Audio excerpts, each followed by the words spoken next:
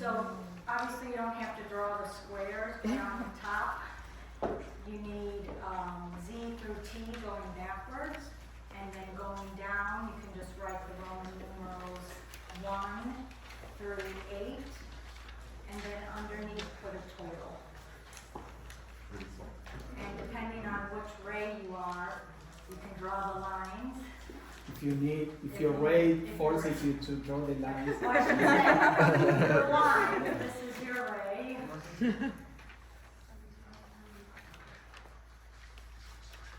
And you don't need to write in all the words here because that won't matter in the tally at the end. Now So just the numbers. Who's just the numbers? Who's bothered by not having all the information and they just following directions? So that's a nice way.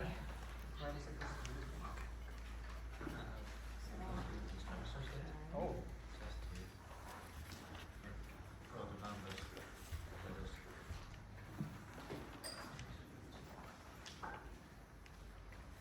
Of course, Michele could have done it easier and just put A, B, C in the regular order.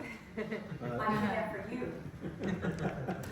But she put the last letters in the alphabet and opposite order. I was going to put random, but I thought that would be too much.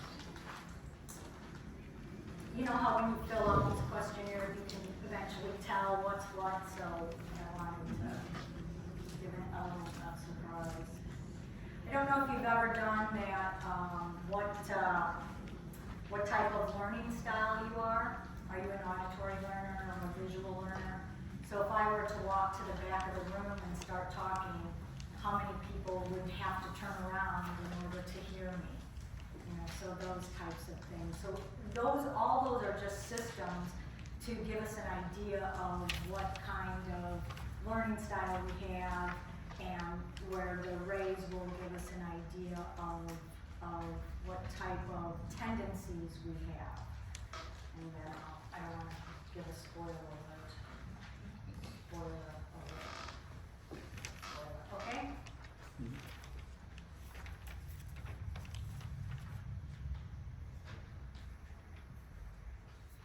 I still see people writing there. Because they are writing all the words. Yeah, you don't have to write the words. Just the numbers. And Just the letters. numbers and the letters. You'll get the whole thing later.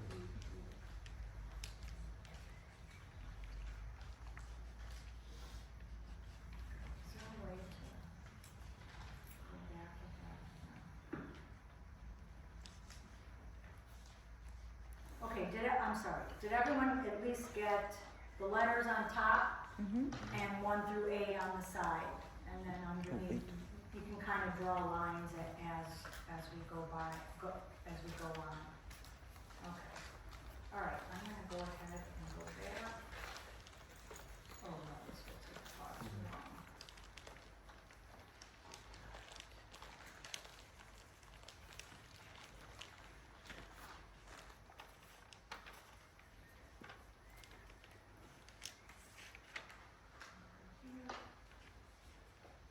All right. So first of all, I want to tell you how honored I am to be here and to share this with you. There we go. Because I learned so much. And in fact, I was in a panic because I couldn't share everything that I had read about. So the two main books I used is the 7 Human Temperaments by Jeffrey Hudson, probably talked about him this morning, and the 7 Rays by Ernest Wood. And then I have here, this is the bibliography I used, and there were some other places, other books I got, books I got information from, but this is the main of it. The last two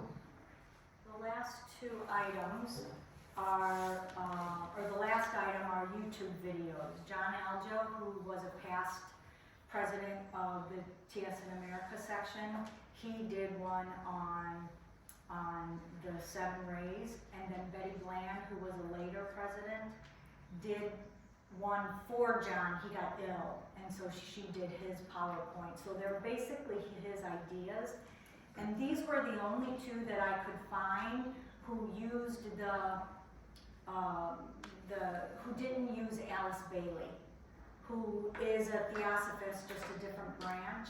And I don't know enough Alice Bailey to know what she's saying and what Adyar, let's say, authors are saying to know, because sometimes she does use, I know she uses different terminology or different systems or categories. So this is what I found. So all of this is based on TSA Adyar authors, or what information from them, okay? And if you read the book, so now I can't exactly tell you everything about every ray, but I can see that there are differences. So the way these two books are written are completely different rays. Jeffrey Hodson puts every chapter has a different ray, and every element, every characteristic of that ray is in that chapter. Ernest Wood starts to do that, but then he gives, some characteristics in this chapter, and he says, oh yeah, ray 1, 2, 3 is like this. And then he doesn't say anything about 4, 5, or 6, or 7 until a different chapter. So anyone whose brain likes order, this one is not exactly ordered, but it has a lot of information. And unfortunately, I won't be able to get to all of this in these two classes. But it's really, and I can't stress enough for you not to take my talk today as the definitive of the 7 rays. You really have to read this stuff yourself. This is kind of, for me, a jumping off, for me to give to you a jumping off point, all right, to work from. All right. So, all qualities and powers are within every human being, but in each of the 7 main types, there is a predominant tendency. Knowledge of these 7 types and their corresponding attributes provides a key to the understanding of human nature. Okay, so we can think of the 7 rays as different types of spiritual energy that flow through everything in the universe. Each one of the rays has its own distinct characteristics, but rather than just abstract concepts, they offer a framework, a very nice practical framework for understanding who we really are, our place on the path, and the purpose or the lessons that we've come to learn in this lifetime. By identifying which rays influence our personality, we can work more consciously with our natural strengths, transform our limiting patterns, and align our everyday actions with the spiritual path. When I started out, it was important, and we'll go through it, to find your 3 predominant rays, and that's what we're kind of going to do today. But then, as I started reading more, I thought we could use this as a way to learn the aspects and build those qualities within us of each of the rays, because that's the idea in the end, is to have all these qualities within us in a balance. Right now, most of us have some sort of mixture or imbalance here. Okay, so today is the basics, and then Friday will be more application. Okay, so I have to start with some definitions. These first few slides gave me a headache when I was going through them this morning, so we'll definitely take a break after it. I know it's the afternoon and it's warm, and if you fall asleep, I won't take it personally. So Jeffrey Hodson asks, is there a key by means of which human nature may be understood, and this infinite variety and vast potentiality of man may be comprehended and reduced to order? Theosophy answers in the affirmative and says that the key is numerical and the governing number is 7. And once again, I will remind you of what Pablo said, that the word man here, and I usually capitalize it, is we use it to mean manu, or the thinker, and not man as opposed to woman. So the septenary principle, and it's kind of obvious, refers to the significance of the number 7 in the manifested cosmos. It is prominent in many ancient traditions. For example, in Christianity, there are the 7 deadly sins. In Hinduism, there are the 7 Shaktis, Lokas, and Talas. There are in modern science, there are the 7 classic planets and the 7 seas, 7 days in the week, the 7 colors in the rainbow, and 7 main musical notes. So in Theosophy, the number 7 is also prominent. There are 7 primordial beings, 7 hierarchies, 7 planes, 7 principles, 7 rounds of evolution, and 7 root races. And you touched on the word root races this morning.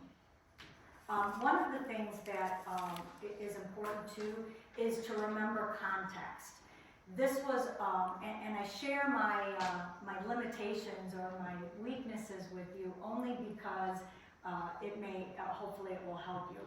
When I do this, I do all this research when I bring all this together, and I found that in one place the wording is like this, and in another place it's like that, and I'm trying to make the two match or meet up or have an equal correspondence, and you can't always do that. So it's important to know under which context that you're reading, okay, or studying. All right, so the source of origin, the source or origin of the 7 rays comes from the same numerical process as the manifestation of the cosmos. So first, from the absolute, which is the 0, called the rootless root, the causeless cause, the infinite potentiality. From here emanates the 1, or the unity, a homogeneous state, yet the beginning of differentiation. So just like the rainbow doesn't have, when we draw the rainbow, we draw them with nice delineation. All right, the same here when we have the manifestation of anything, whether it's the universe, whether the cosmos, man, or even thought, it's kind of a process, and I have a little diagram, an image to help show that. So emanates the 1, or the unity. This is a homogeneous state that is the beginning of differentiation. So it's sometimes called the first logos or the first cause. So to start, we have the 0 and then the 1. And then the 1 becomes the 2, or the androgyne. Before opposites, so I'm hoping that my words will give this picture to you. So we have this homogeneous substance, and from here things start differentiating. From this differentiating, they start polarizing. There's not a duality yet. This is still within the 1, okay? So the polarity moves toward a duality, the 2, the second logos, spirit matter, Purusha, property, father, mother. Okay, now I'm going to go to this next slide for a minute. So this, I love this slide because for me, it illustrates this process, at least until duality. So we start here with the absolute, the 0, the place where there are no attributes, okay? The space of no attributes. We move to the 1, all right, which is still a unit, which is a unity, that homogeneous state before things start to change. This is the first logos, the first cause. All right, then the 1, all right, then we have, okay. So from a unity, we have a differentiation where things start changing, and then we have a polarity where things start dividing and moving to the end. We don't have a duality yet because we still have, say, this state where it's not divided. And in Madame Blavatsky's symbols, you have the circle, which is the 0, the circle with the dot, which is the 1, the circle with the diameter, and that's the duality. That's what's happening here. You have that duality, okay?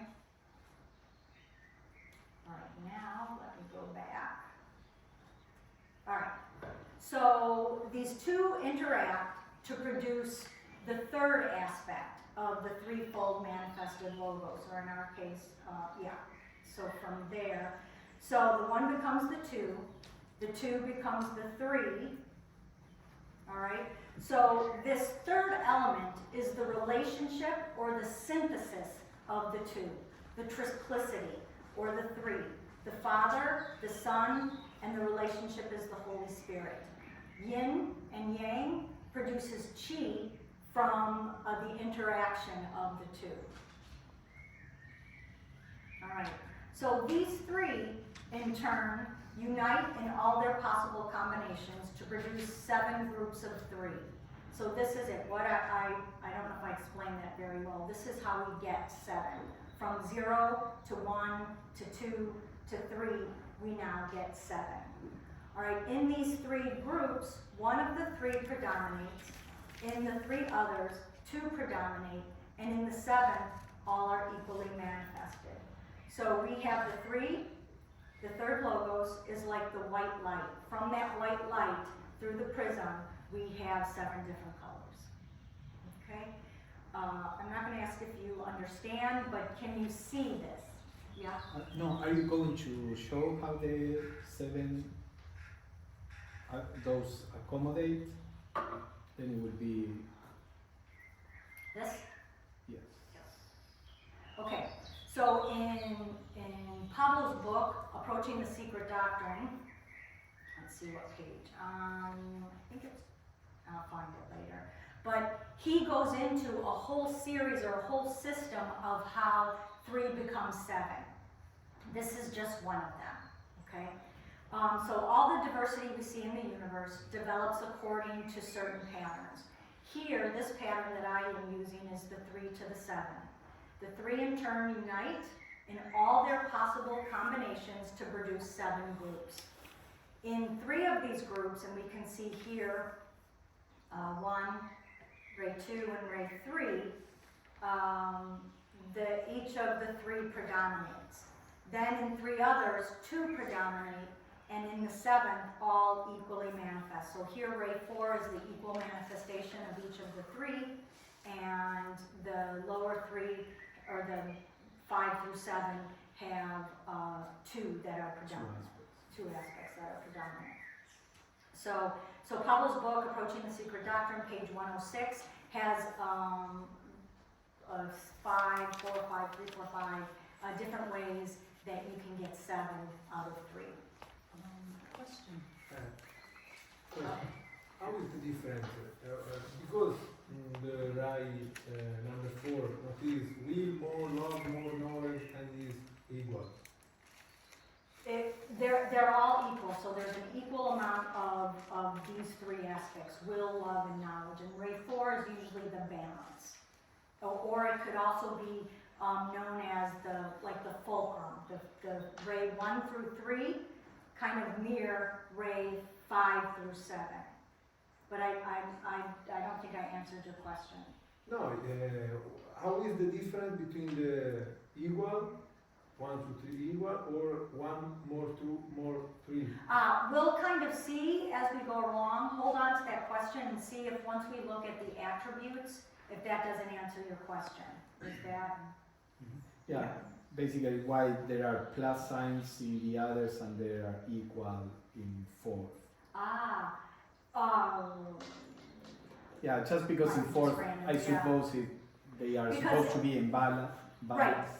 Right, so this is a mixture. So the knowledge and the will aren't necessarily equal. And we have to remember that these 3 aspects will permeate through everything. It's just like we can make our 7 planes or our 7 principles from the 3 aspects of the logos. So from will, wisdom, and love, or consciousness, spirit, and matter. So any of those. So those 3, there's always going to be, except for when they're in balance, there's always going to be one more than the other. So that's why I put the plus there. Is it possible that we can understand Maybe. that ray 4 is the balance, like in the middle, but ray 1 and ray 7, they are the two opposites, the will and the ritual. Ray 2 and ray 6 is love and devotion, or wisdom and devotion. And ray 3 and ray 5, they balance each other. Right, that's exactly what happens. Yeah. I couldn't show it in here, but you can see, and it's in the books too, that 1 and 7 are partners, 2 and 4 are partners, No, 2 and 2 and 6. 2 and 6, 3 and 5 are partners, and then 4 is the balance. But he was referring to the sign. Why you choose the equal sign instead of the plus? Right, so the equal sign, because I wanted to show the balance now, and I remember why I did this.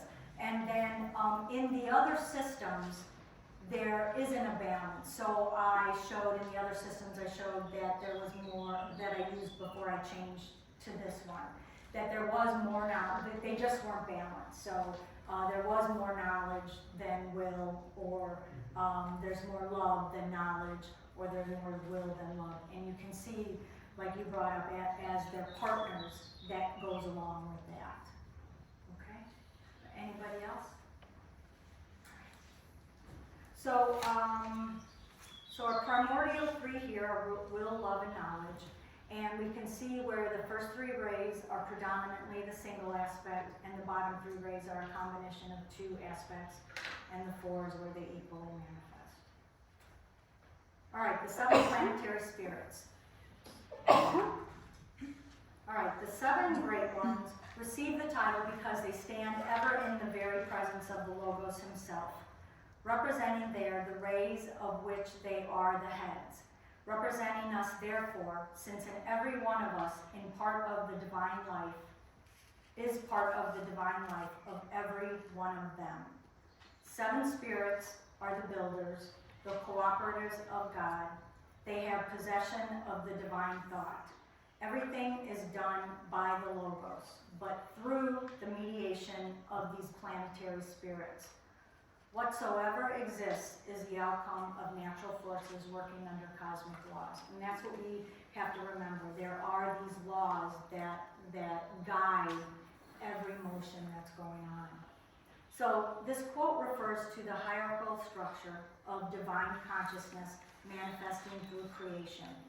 The 7 planetary spirits are the great beings who govern the 7 sacred planets and embody the 7 ray energies.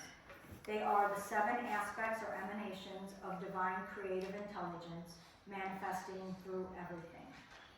So since the quote said that we all carry a piece of each of us, a piece of each of their divine life within us, there are representatives in the highest spiritual realms.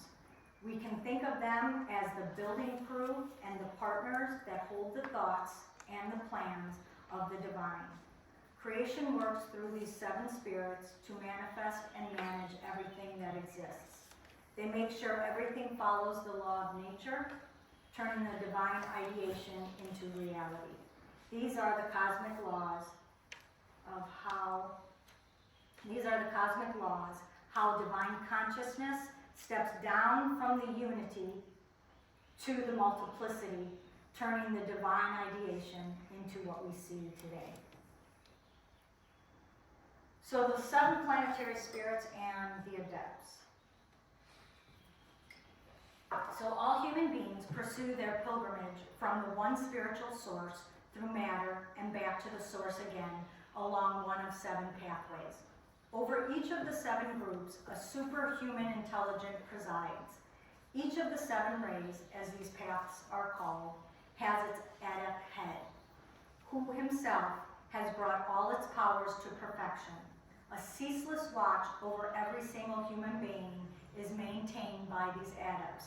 The head of the ray is the master of each soul of that ray. So every human being travels this basic journey from spirit to physical life and back to spirit again. We each take one of 7 different spiritual pathways to get there. Each pathway has its own specialized master, a perfected being who has already completed this particular route and developed all its qualities to their fullest. So that's where I got the idea of maybe we should look at each of the rays and see how we can develop each of all the qualities within us and within, you know, as much as possible. So these heads of each ray don't just oversee their pathways in general, they personally watch over and guide every individual soul walking that specific path. So while we're all headed to the same spiritual destination, our paths are particular to a combination of 7 rays. Now remember from the previous slide, we may be part of the same ray, but our paths are most likely will still look different. For example, Annie Besant and HPB were both ray 1, and they are very different in their personality. Even as a teacher, and this is one thing we'll get to on Friday, HPB wasn't necessarily a good teacher, okay? She didn't like to lecture in the sense that she didn't like to lecture, but she taught us through her writings, and she would, when she led her intergroup meetings, she would ask each of the students to come to the meeting with 3 questions. And I thought that was a very important way to run a meeting, because it's through questions that we learn. It's not when we sit back and take in, it's when our mind is working and we want to know, we're curious, we wonder what. That's when insights happen, even if we don't get answers, okay? And we know Annie Besant was a great orator and a natural teacher. So there's one example of the rays being different. Okay, so the heads of each race. So Master Moria is the head of 1. He was a co-founder of the TS. His letters to Synod are part of the Mahatma letters. He was a descendant of a ruling warrior class of northern India. Master Kutumi is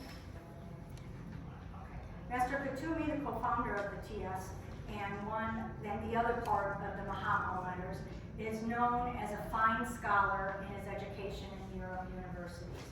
He wears the body of a Kashmiri Brahmin, and he was formerly known as Pythagoras back in the 500s, I believe it was when.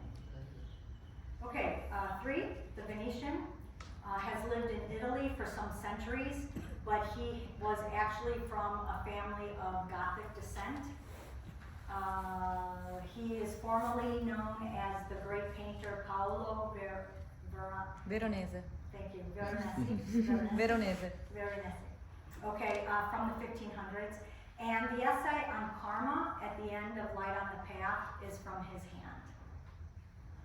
So number 4, Master Serapis Bey, part of the Egyptian Brotherhood, and he was one of the youngest, is what I found, but at the same time, one of the highest adepts. He was Colonel Alcott's early teacher, and he was sent to learn how to help HPB. All right, number 4 is Master Hilarion from Cyprus. He was formerly the Neoplatonist Iamblichus. You didn't talk about him this morning. And he's said to be the source through which Mabel Collins wrote Light on the Path and Idol of the White Lotus. He collaborated with HPB on several of her occult stories that she had written. Okay, number 6 is Master Jesus. HPB says that Jesus was the life of Joshua ben Pandira, mentioned in the Jewish Talmud, as Apollonius of Tyana is when he became an adept. And then number 7, Saint Germain. Saint Germain seems to be the most colorful of adepts. He was a European aristocrat with no visible means of support, but no lack of resources. He moved in social circles and was also known as, and here's the list, Master Rocosi, Francis Bacon, Lord Vermeulen,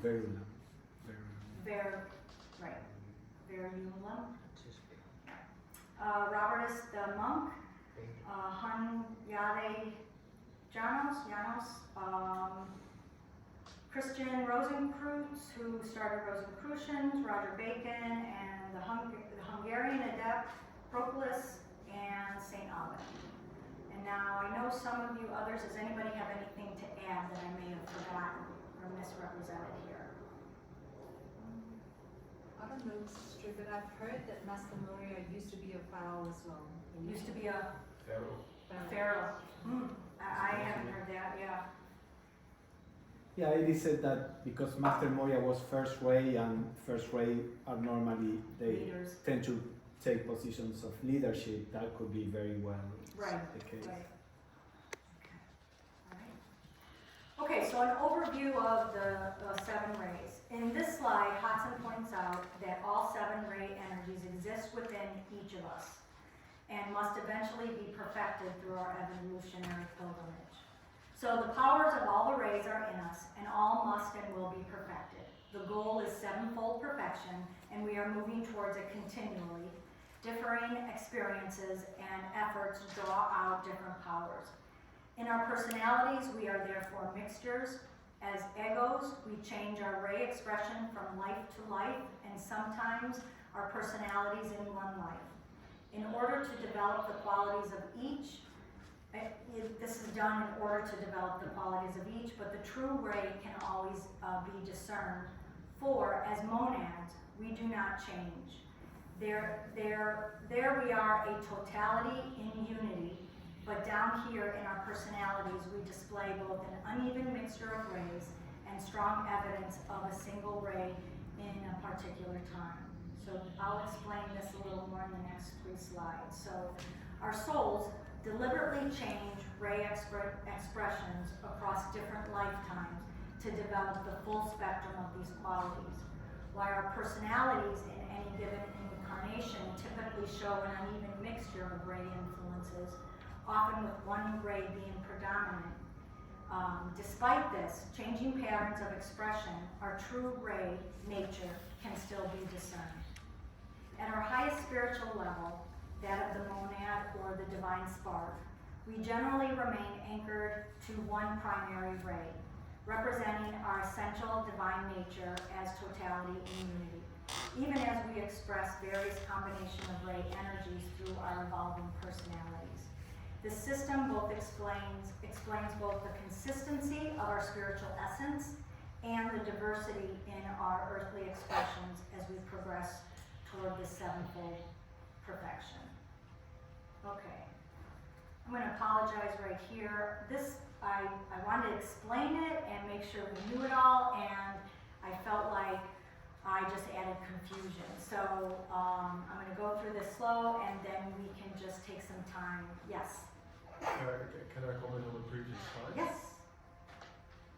So it's not as much a question as it is a comment, because I see some parallels with ancient Greek thought, in that for the ancient Greeks it was assumed that the gods could manifest on earth, and they could do that by appearing as the gods themselves, so most of the time they would appear in very mundane forms. So Ares could manifest on earth in the form of a warrior rallying his comrades on the battlefield, or Aphrodite could manifest in the form of a person you know, connecting you with your future lover, for instance, or a friend delivering wise counsel.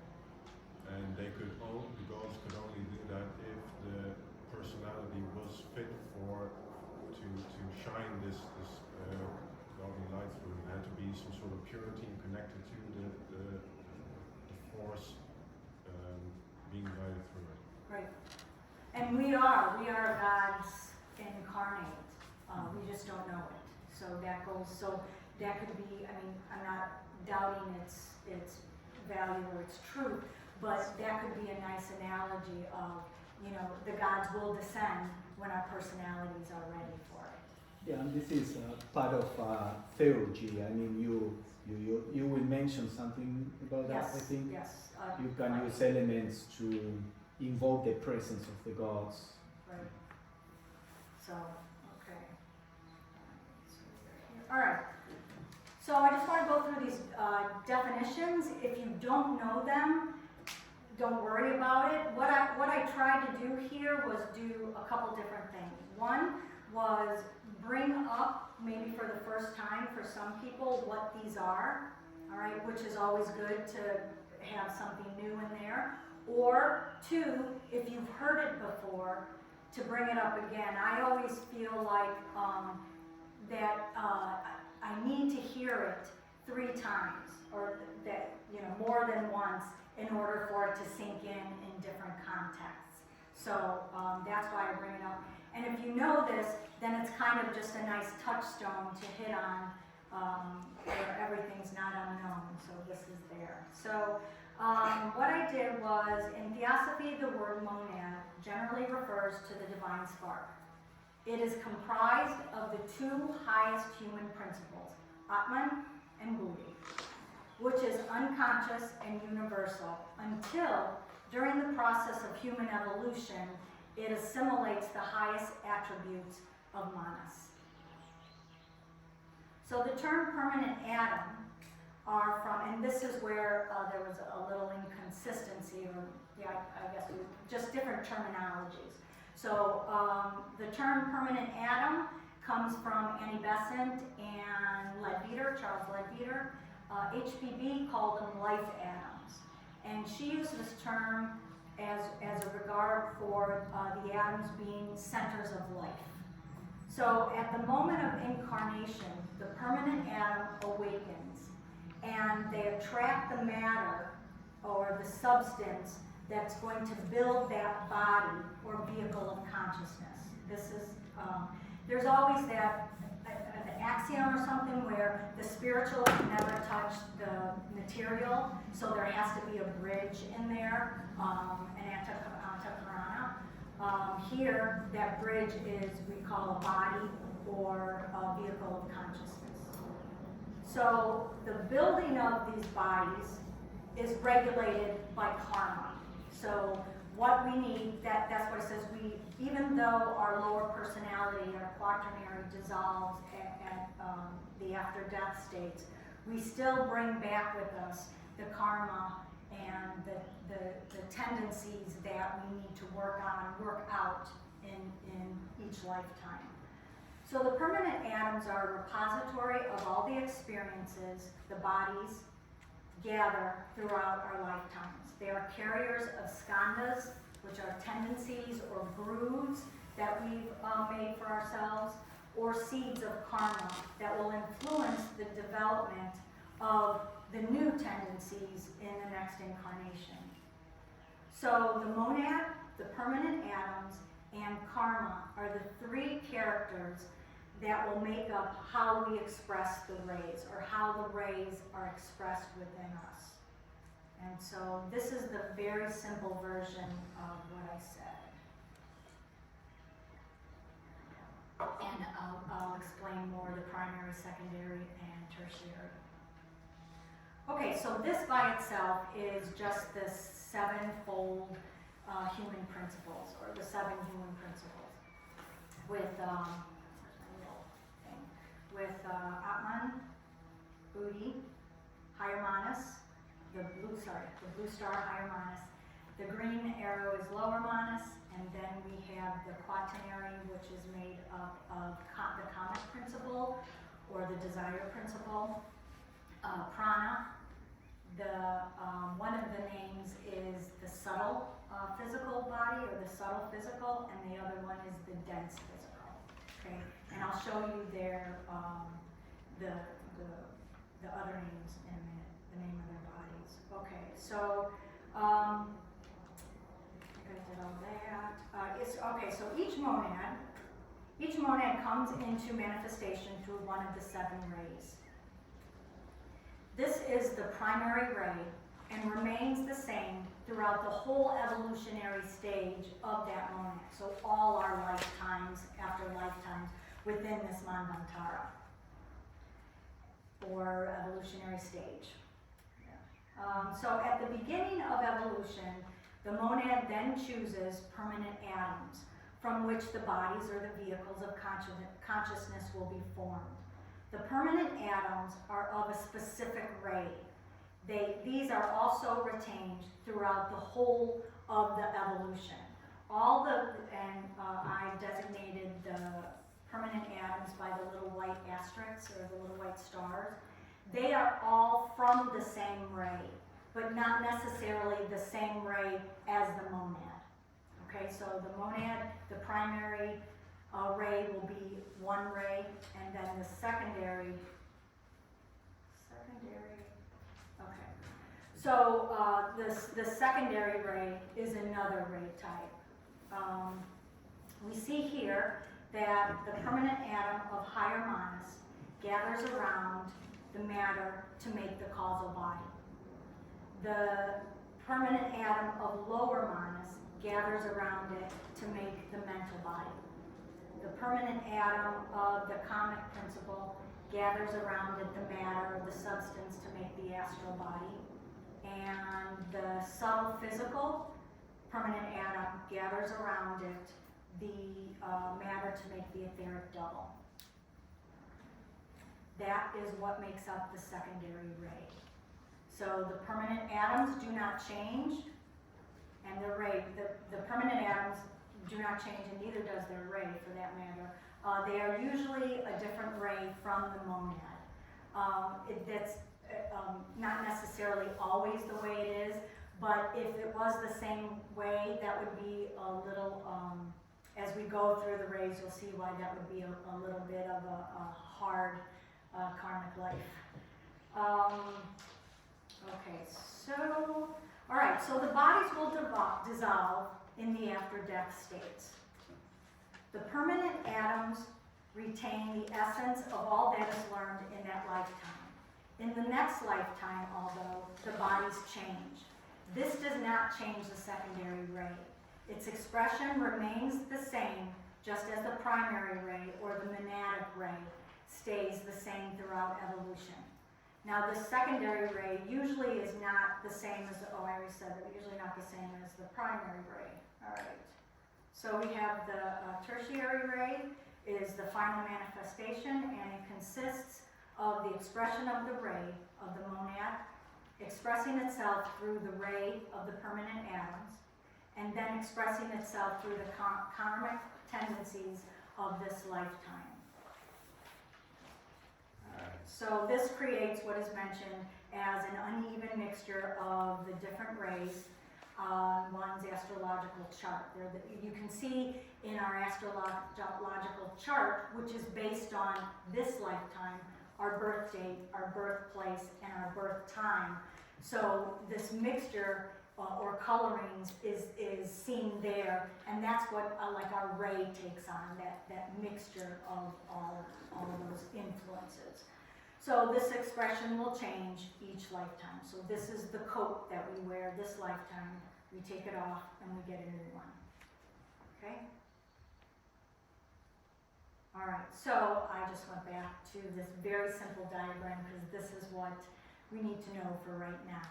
The goal is to move towards getting our tertiary ray to be in line with our primary and our secondary ray. This is what the occult path is. This is what our goal is, or our duty or responsibility is, should you take it in this lifetime.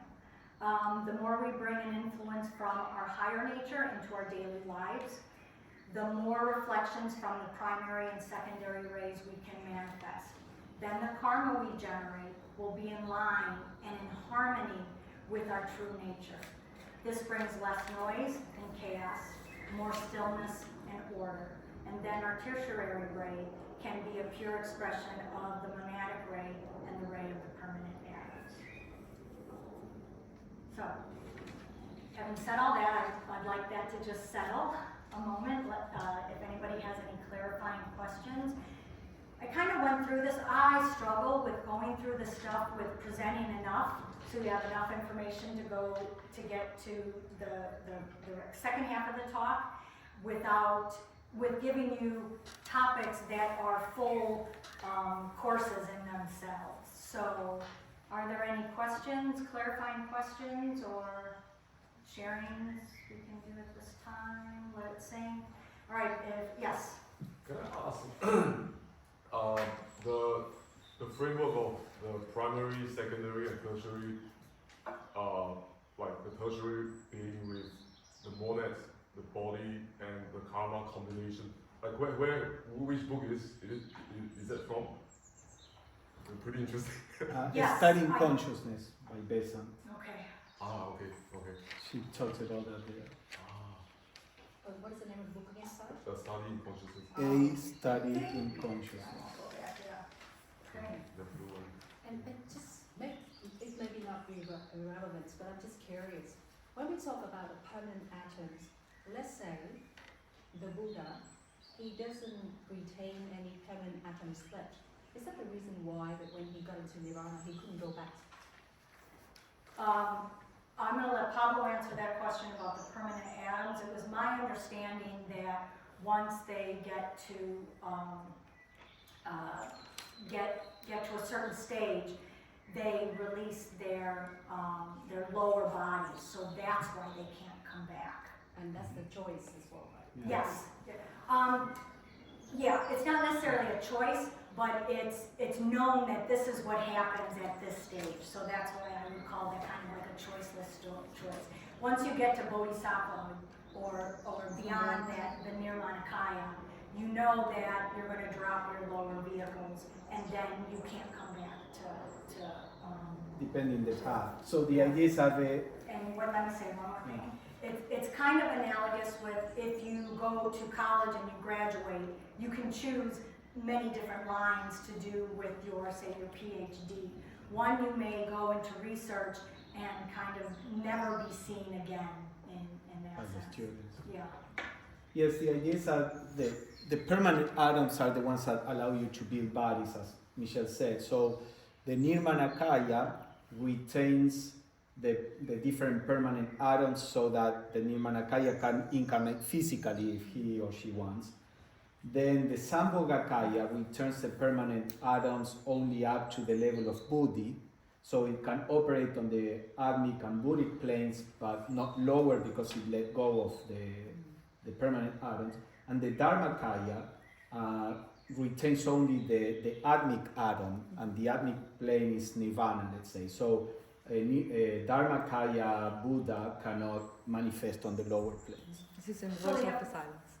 The voice The of the noise of the silence voice of the mentions silence. So they have no framework from which to build bodies from once those permanent atoms. I mean, they could, at that level, they could, this is a technical thing, they could create an avatar, which is basically create bodies on the lower planes that are artificial bodies, and they could incarnate in those bodies, but they are not natural bodies in the sense of bodies attached to their monad. So for the most part, if a Buddha decides to work only on the Atmic plane, will let go of all the permanent atoms. But if it was necessary, they have the power to create an avatar. Okay, so I want to take 30 seconds, stand up, and kind of stretch and get the blood going. Some karate?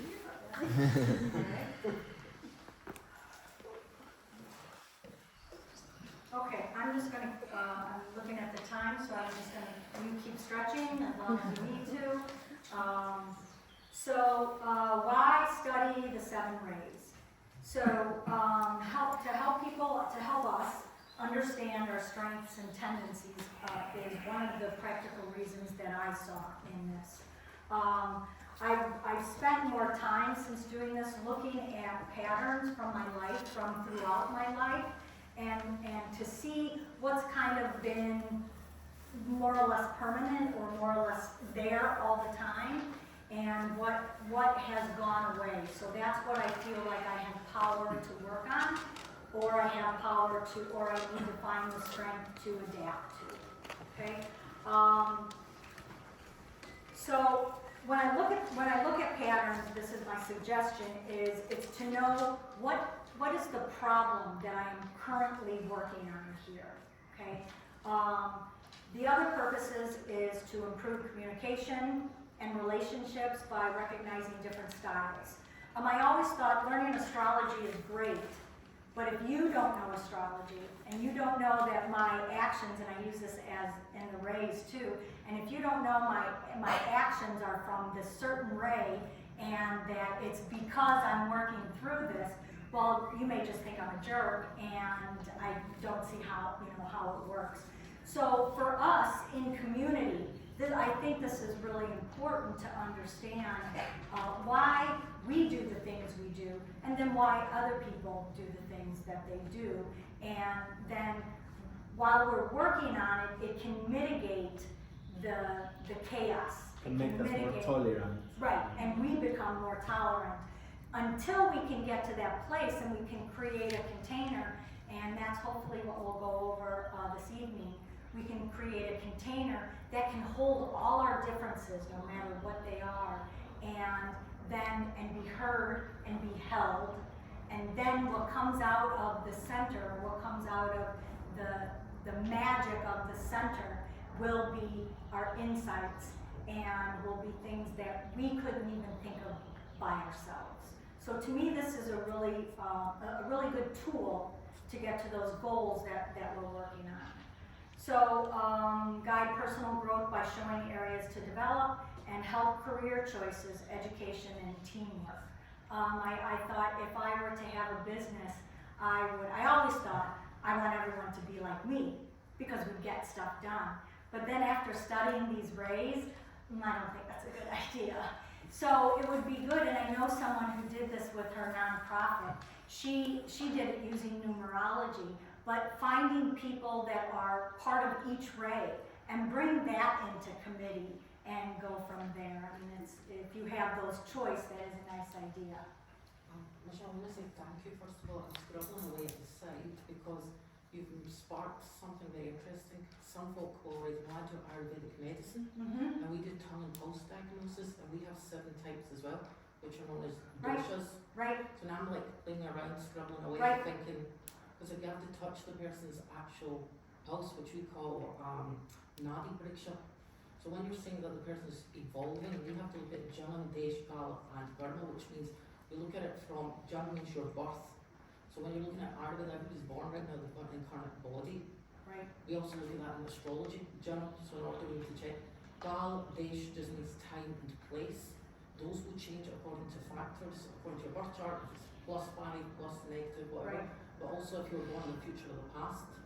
So I'm wondering how this would work if you're very intuitive, like we do in Ayurveda, how we can actually tap into the Manas Prakriti and not the Deha Prakriti, which is the physical body. So I'm just thinking, you're saying a little container, I'm playing with ideas. Right. Because Right. some of it actually I was looking at, I'm wondering if this will be like a future conversation out with. I'm wondering if you've tapped into Sankhya philosophy. Sankhya philosophy, Yeah. that's Yeah, where go ahead. that's coming from, which I've got a diagram, I was like playing around. So I just wanted to say that. Right. A lot of these systems do overlap. overlap. Sometimes they're overlapping, so I Yeah. was just wondering if someone was intuitive enough, rather than using external factors, would they be able to tap into what we do in Ayurveda? And Because I'm just wondering, because it's a spiritual art, but it's a way of living.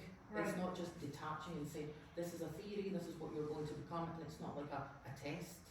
So Right. I'm just trying to apply these Vedic principles. And I would say that's the goal, is to get past all the physical, the physical, the astral, the etheric, get past all of those lower manas so that we can tap into higher manas. When we tap into higher manas, we tap into this power of knowing.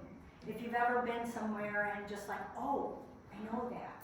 That's higher manas. That's that. And with, I feel like I'm plugging a book, but I don't have a book. So the Creating Sacred Spaces article that you have is a way to use meditative inquiry, either within ourselves, with one another, or in our lodge meetings or in groups, so that we can drop all the personality pieces, drop all the muck, and raise our consciousness so that we're coming from that intuitive nature that we can get, and that's what I mean by when I say we can get insights. We can tap into things that we wouldn't be able to do by ourselves necessarily. So first we do it in community, where the container can hold us, and then we do it on our own. So that would, I would say that's the goal of the evolutionary process of this.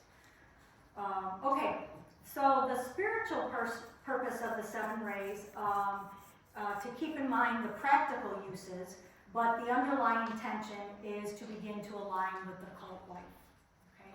The occult life has a whole set of laws and rules that are quite different from the physical life.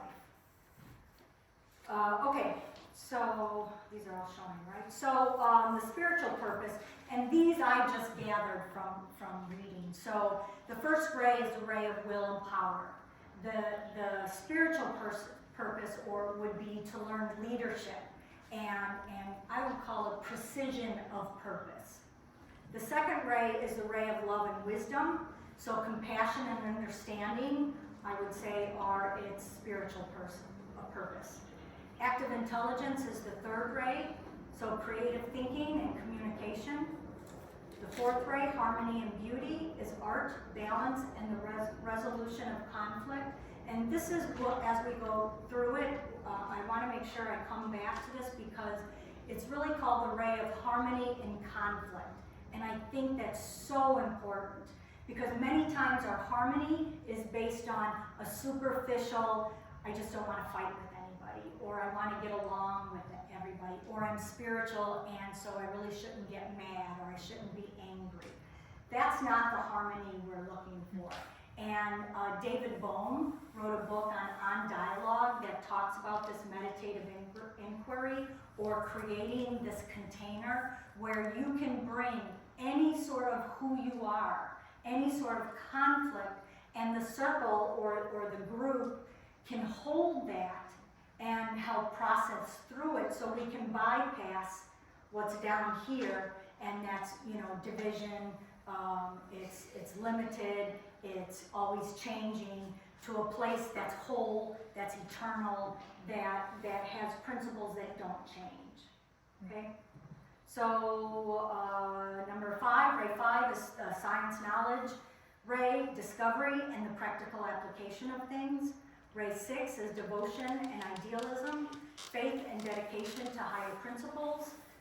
7 is order and ceremony, and the organization and spiritual ritual. So as I go through the next slides, try to see what comes up and what causes that affinity in you, okay? Or in some of the cases, what causes that distress. All right, you may see. So this is just a repeat. All qualities and powers are within every human being, but in each of the 7 main types, there is a predominant tendency. Knowledge of these 7 types and their responding attributes provides a key to the understanding of human nature. Okay, so the rays and their aspects. So when we talk about these qualities or these characteristics, do we have to, as you do this, fill our thing or later? I didn't do that. I have that coming later. So okay, no, I'm asking just because I didn't know. Yeah, no. So these characteristics are basic characteristics of the human being. So like being able to feel love, to think logically, to be creative, to show courage. We are not categorizing, or this system is not categorizing, saying only this type of person can be brave, or only this type of person can be loving. So instead we're saying this person tends to express their bravery in this particular way, or that person's natural style of being creative looks like this. I think this morning you talked about whether we should act or whether we should retreat. So someone's bravery might be in action, and someone else's bravery might be in retreat. Okay? All right. So the qualities. All right, that was qualities. All right, the greatest good, greatest evil. So in Theosophy, the greatest good of our soul is union with the divine, remembering and returning to our true nature. The ultimate goal is to be fully awakened, compassionate being who serves the evolution of all consciousness. So when we look at the next slides, the greatest good is whatever inspires us to do that, whatever inspires us to move towards union. And then the opposite, in Theosophy, the greatest evil at this time, and Pablo talked about, is for the soul is separation. So right now, moving towards spirit is the greatest good. The greatest evil is moving towards matter, or the material nature. So when we forget our divine nature, and thus become trapped in selfishness. So when the soul stays identified with the personality and the material world, it completely loses touch with its spiritual nature. So our goal is to moving forward to create the karma that allows our soul to break from this cycle of suffering. And if it will help you, I can put these somewhere, put these slides somewhere, so you can look at them at a better, more relaxed pace. Because I always think the slides speak far more than I do. Pablo puts up a slide and then talks a lot. I put up a slide and I look at it and go, wow, that's really good. I don't have much to add. But, so anyway, the quest. All right. The quest, or the driving impulse, refers to the core motivation and life direction that each ray naturally expresses. Each ray has a different inner compass that naturally points towards what they're seeking in life and what motivates these actions. It's the fundamental why behind what drives a person forward on their spiritual journey. Why am I doing this? What is my purpose? So the highest attainment, outer and inner.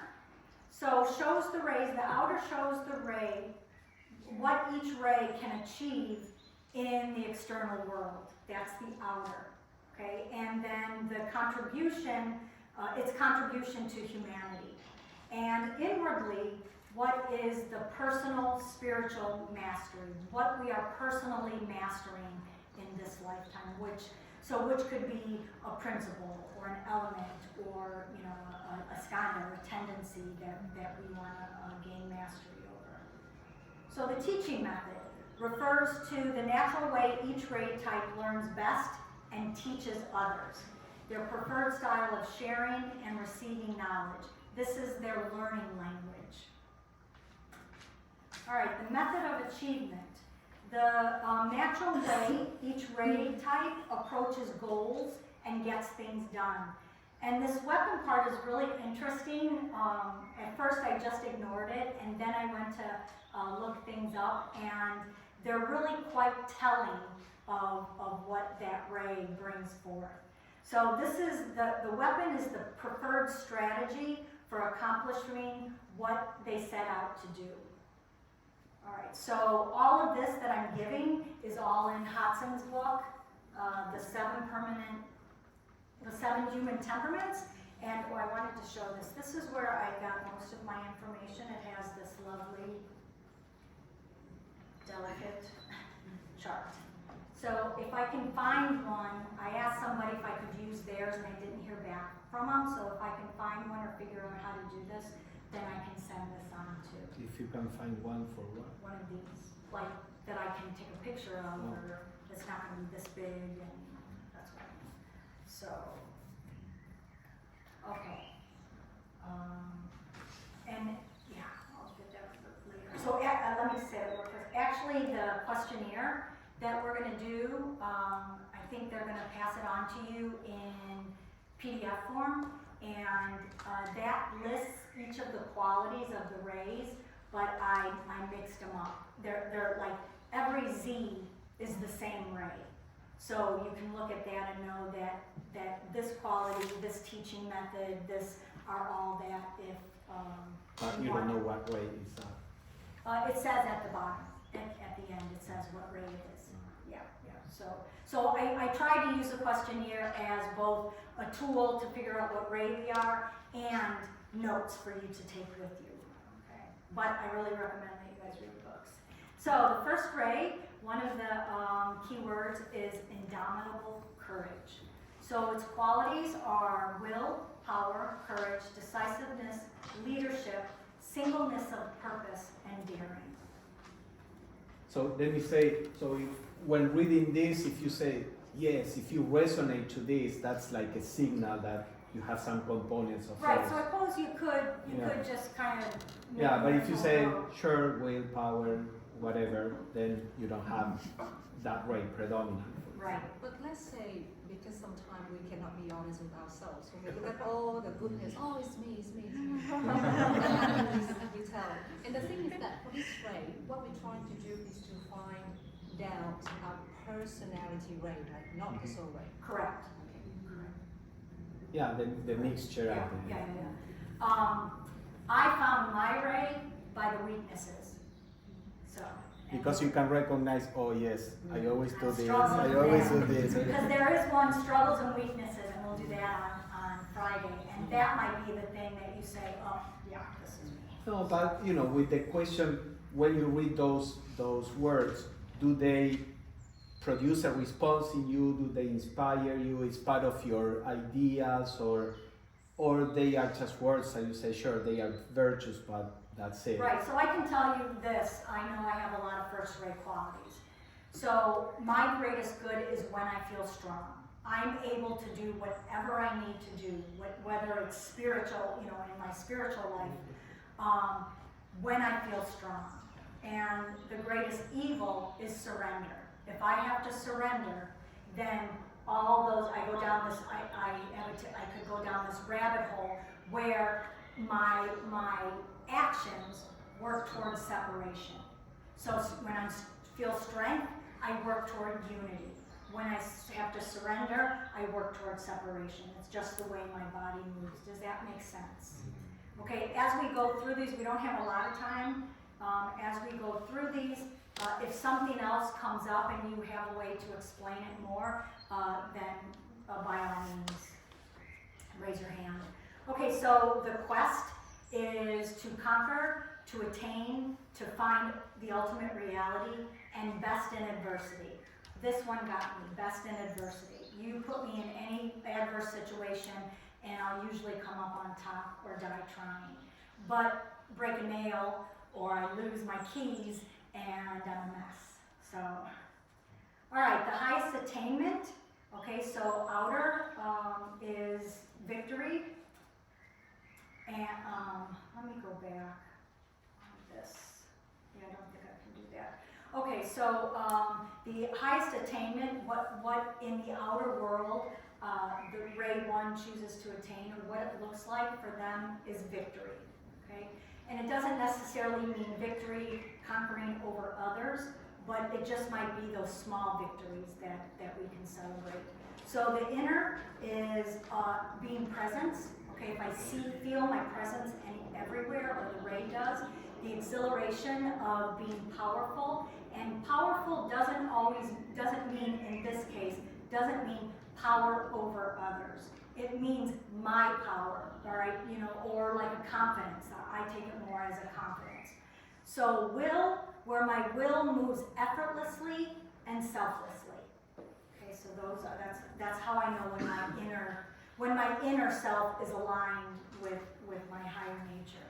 Okay, the teaching method: drive truth home, exile, leave the pupil to stand alone. This was another one that I knew that this could be my Ray, because I feel like I'm always standing alone in a crowded place or around people who love me. I feel like I have to stand alone, or I've had dreams of standing alone in the middle of the forest, or standing alone in a snowstorm, things like that. Okay. All right. The method of achievement. All right, so concentration of will, overpower, destroy, and my own way is the way. So that's how a Ray 1 person will achieve what they need to achieve. So you can see how it's a good idea for a first-rate person to be on a spiritual path, because the other path is pretty, and we can all see where leaders are one of the types of this Ray. We can all see, Tyrants, or right, where a leader can turn into a tyrant. Okay, and so the weapon is bludgeon. This is another one where it's just to, a forceful coercion or rough treatment or just strike with force. I always picture as my superhero is the Hulk. And I don't know if you know that one movie where he takes Loki and just starts slamming him on the floor. I was so happy. I was so happy in that moment. Not because of what was happening to Loki, but to have that power just to take somebody and just slam them and just bludgeon them. Okay, But so. can you say what is like a synonym of this word? The bludgeon. Bludgeon? Yeah. It's like taking a hammer or like Those a long sticks. stick with a big Stick. thing on it, and you just whack. It's a blunt weapon. So for those who know astrology, this is like Aries, for example. Yeah, you yeah, know, yeah. the- The first the line. go Okay. the way It has that they to do is break everything to break start. through Yeah. and go to, Of course, in a refined person, all this expresses in a subtler way without damaging others. But these are like archetypes, Right, the so Master archetypical Moria- weapon would be Yeah. that. Master Moria is the head of this ray. Okay. All right. So the second ray, qualities are universal love, wisdom, insight, intuition, philanthropy, sense of oneness, spiritual sympathy, and cooperativeness. The greatest good, when they feel at their best, is when wisdom and love are just part of them. And then the greatest evil is hate.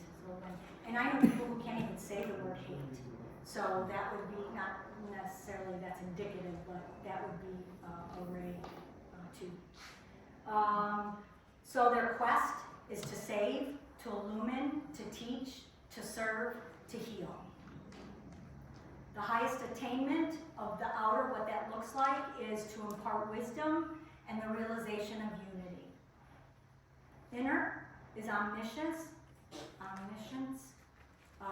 and continual expansion of unity. And I think I might have said, omnipotence Omnipotence in the other is all is power, all powerful, and omniscience is all pervading. all knowing. No, all knowing. I always get those two ones. Sorry. So the inner is all knowing when they feel like they know everything, in this situation, and a continual expansion of unity. And you can see how those two go together. Okay, the teaching method, to share knowledge, to illumine from within, and bestow happiness. So these are good teachers. These are teachers that, unless you're a first-grade student, then they impart their knowledge with what feels to me like peace. They impart it very well. Okay, so the method of achievement is intuitive insight, and perception. So what you were looking for is that's a second ray quality, to perceive through intuitive insight, to win over, to negotiate, non-resistance, to turn the other cheek. So the weapon is the wrestling hold, okay, or the choke hold. Do you know that? Now, if you think about that, that's a very intimate. On the crime show they say, this is an intimate act of murder or whatever. But you have to get close to that person, and it's not necessarily always deadly, but it is subduing. So it's a non-lethal, close, intimate control and restraint in close quarters. So while the first ray, would destroy something, the second ray, that is love and all that, would just neutralize without harming, for Right. example. Right. So did any of these bring up anything where you're like, oh, I could see that, okay? And that can help explain, all right? So the third ray, adaptability or tact, qualities are comprehension, understanding, penetrating, and interpretive mental power, dignity, and impartiality. So the greatest good happens when there's understanding, and the greatest and the greatest evil happens when there's mental blindness, or is mental blindness, which causes all kinds of trouble with illusory. Also, that shows you sometimes what are you impatient with? Right. Are you impatient when people are hateful? Are you impatient when people don't get it, like mental blindness? So what do you feel, what pushes your button? That's also part of like the greatest evil for you. So their quest is creative activity and to understand. So that's what they're looking for in what they do. So the highest attainment from the outer perception is truth and genius because of contemplation. So this is the sitting and mulling over. And the inner is omnipresent, you're everywhere, and comprehension of the truth. Okay, method or teaching method. Explain the principle. The principles are explained. Impersonality, where I don't really have an attachment towards what you're learning. I'm imparting this knowledge, but I don't mind or I don't care. I hate saying that word, but what you learn from it. All right. Adaptation to the individual need. Yeah, and you can see where, yet I would, if you asked a question or needed a different way to learn, the third grade would adapt to that. Where the first grade... No, it's impersonality and adaptation to individual needs seems like the opposite. I looked at it, and if anybody feels affinity with this, Ray, please speak up, because it seems more to me that they have this ability to create a space. So I can do my job, I can do everything I need to do, I'll take care of you however I need to, but there's going to be a space.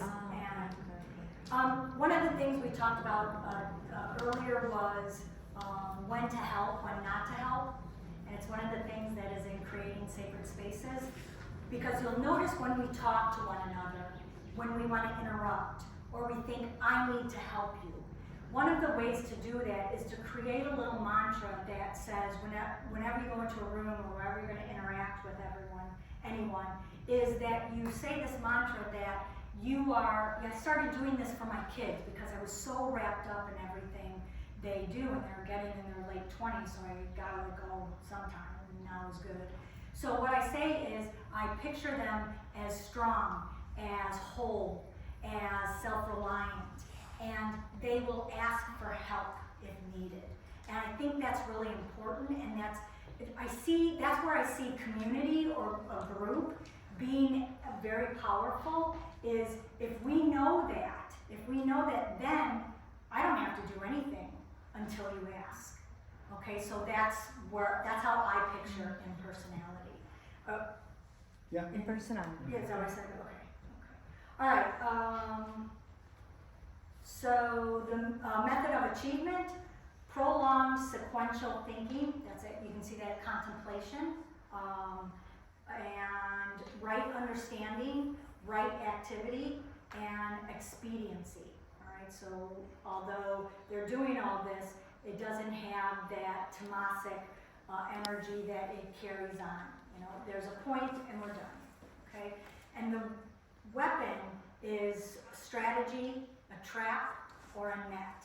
So the strategy sets a framework, and then the element of surprise, what's unexpected, it's non-lethal, and it can impede movement, so the person can't run, or when you're trying to get something, it can't run away, and it entangles. Okay, do you see how that weapon, can achieve the goals there of this? Yeah, because this way is about understanding, and so when you set a trap or a strategy, it has a lot of that understanding what is going to happen. Socrates. Right. Yeah. Socrates. How he maneuvered people into a like place. that. Okay, very good example. Thank you. Alright, so the fourth ray, harmony in conflict. And this harmony in conflict, in one of the books I read, comes from, I picture it as that artist's inability to produce what they see in their mind, or that perfect image. So that's the conflict, that they're creating this harmony, they're trying to get this harmony, but they're kind of in a hard place where it doesn't always happen. Well, and many artists are moved by inner conflict or things like that Right, to express right, it. and that's the same, so, alright. Okay, so stability, harmony, balance, beauty, and rhythm. The greatest good is beauty, the greatest evil is ugliness, and the highest attainment, or the quest, is to beautify. The highest attainment in outer is when things are harmonious, in balance, and a perfect portrayal of what is visioned. The inner is the perception of beauty. So if I can perceive that beauty within me, then I can move effortlessly on the right path. So the teaching method is drama, illustrate, elevate by beauty and rhythmic language, so poetry. The method of achievement is dramatization by beauty's appeal, physical perfection, and charm. And the weapon is enchantment and allurement. Can you see how those two would be the method of the weapon to get the achievement in this ray? Okay, the fifth ray, detailed knowledge. So the qualities, analytic and logical mentality, accuracy, and patience. The greatest good is truth, knowledge, and fact. Just the facts, not the opinions. Evil is untruth, ignorant, and a misstatement, or something that comes from opinions, because our opinions are constantly changing, but fact is something that's more stable, and that's what they want, those details in there. The quest is to discover, the thirst for knowledge. The highest attainment, outerly, is knowledge itself. So this might be somebody who accumulates knowledge, but this outer attainment doesn't stop there. What it's really searching for is this inner exhilaration of mental mastery. So when they are using their mental powers to master over their consciousness. Okay, teaching method, to elucidate charts, diagrams, details, and develop accuracy. Okay, this is that precision in teaching. The method of achievement is to think, seek, search, probe, experiment, patient observation, calculation of facts, and accurate deduction. The weapon is an auger, and an auger is a drill. And I looked this up, like what it had to do in ancient times, and it was a drill that drilled through a fortress. And that makes sense to me because the fortress wall is what keeps out the knowledge, or what keeps out something. So the drill was able to be used, you couldn't necessarily knock it down, but you could drill through that fortress. Like with patience and persistence. Right, and using precision and expertise. Okay, sixth ray, love and action. Qualities, one-pointedness, fiery enthusiasm, devotion, sacrificial love, loyalty, enthusiasm. What brings about the greatest good is unity, something for the cause, loyalty, and fidelity. So then evil is separativeness, individualism, and disloyalty. It's that heartbreak that you get because someone was not loyal or did something against you and you just can't make sense of it. The quest, to serve and adore, to worship the cause. The highest attainment is self-sacrifice. And innerly is the thrill of adoration, martyrdom, service, and friendship. The teaching method is to evoke hero worship, to inspire, and to ignite. So can you see in this way of teaching or learning how bringing something into worship can move some people. All right, the method of achievement is one-pointedness, and the weapon is berserk. Does anybody know what berserk is? So this was my most interesting little tidbit of the day. So again, I Googled it, and berserk is a transformation that enhances strength and speed actually a video game, was one of them. But back in, I think it was Scotland, there were berserkers, and they were part of this army, and they would stir up, and it made sense after I read this, they would stir up such a frenzy In themselves. that, In themselves. yeah, within themselves, that they were able to move forward with shock and disruptive attacks, and people were like, what It's did, like, what's going on? And we hear about this in Braveheart. everyday, Braveheart in the movie, Yes. for example. and also in wartime, where we hear about the one person who took out 20 people with his bare hands. That's berserk, okay? And that has to do with, this is a devotional way, like with being in a trance. Like in a trance, you know, and full of emotion.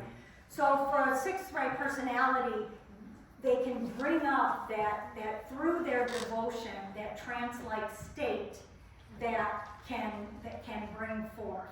I Yes. was just thinking the best one for that would have been when the Menads went crazy.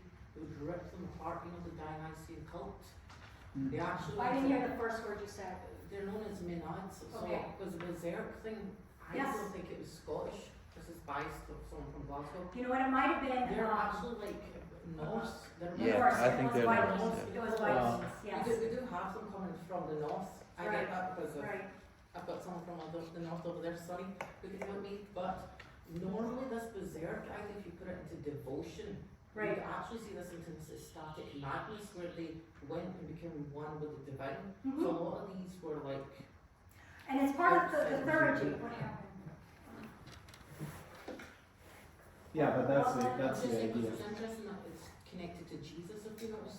Mhm, That's like when you can see the. I think part of it is, wait, it's not coming up here. Part of it is, like those whirling dervishes, Mhm, that- Sufism, and that can see you how bring it's up. connected. and all of that is part of theurgy too, so we'll see that a little more.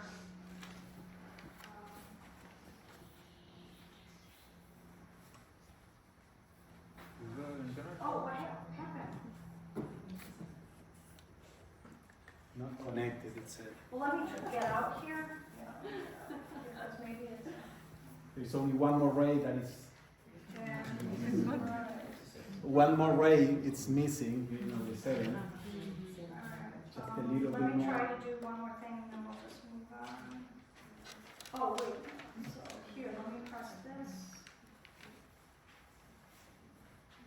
Yep. Yeah, did you yeah, there it goes.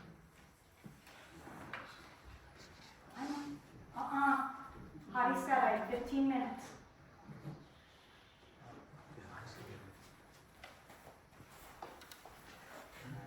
So, the 7th grade, ordered service. So the qualities are grace, precision, chivalry, skill, dignity, careful attention to detail, order, method, splendor, ordered beauty, and activity. And you can see where a lot of the qualities fall in more than one ray. So the greatest good is order. The greatest evil is disorder. Quest is to harness, to synthesize. These are the rays that bring things together to make manifest. The highest attainment in the outer is ordered, magnificent, and splendid appearance. So to make everything, everywhere they go, in order and looking beautiful.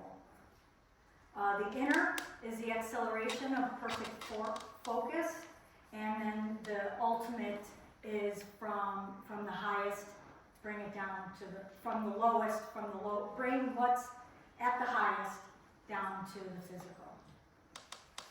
Teaching method is to dramatize in sacred language. The method of achievement is ordered synthesis, and the rapier.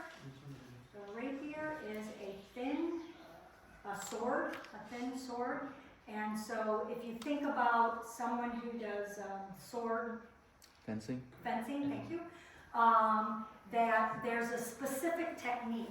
There's a way to stand. They maintain a certain distance. It's a linear penetrating attacks. And the object, at least from, I'm not a fencer, is to control of the opponent's blade. It's not necessarily to stab them. This is the ray of ceremonies, martial arts, also everything that has a structure and order. And Saint Germain is the head of this ray. I should have said the other one, sorry about that. Okay, so this is from Ernest Wood's book, and this is just a different way of categorizing things. So the three elements: will, love, and knowledge. And the idea is we seek in, and the first three rays work on consciousness. And this is changing the perceiver. So, let me see this, I wanted to say one thing.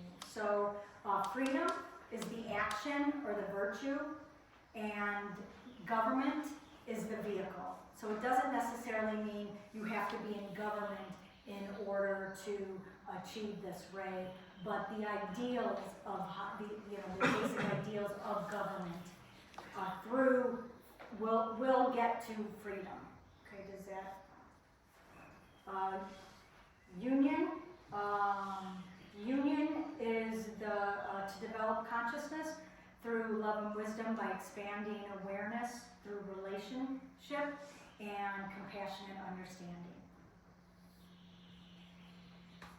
Ray 3, comprehension and philosophy. This is a transformation of consciousness through active intelligence using mental analysis and abstract thinking to comprehend truth. Okay, so will, love, and knowledge on rays 5, 6, and 7 is seeking in, but working on the world of things. So this is changing the perceived. 6 and 4.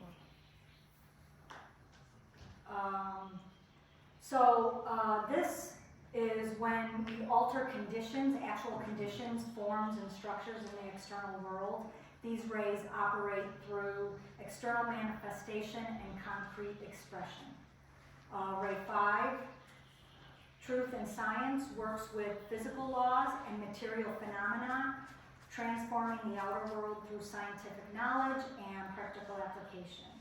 Goodness and religion manifest ideals through organized forms, institutions, and devotional practices that shape the external religious or spiritual landscape. Ray 7, beauty and art, creates tangible forms of beauty through ceremonial structure, artistic expression, and ordered manifestation in the physical world. Now, I would never call myself an artist, but I can see the beauty in movement, okay, in the ceremony.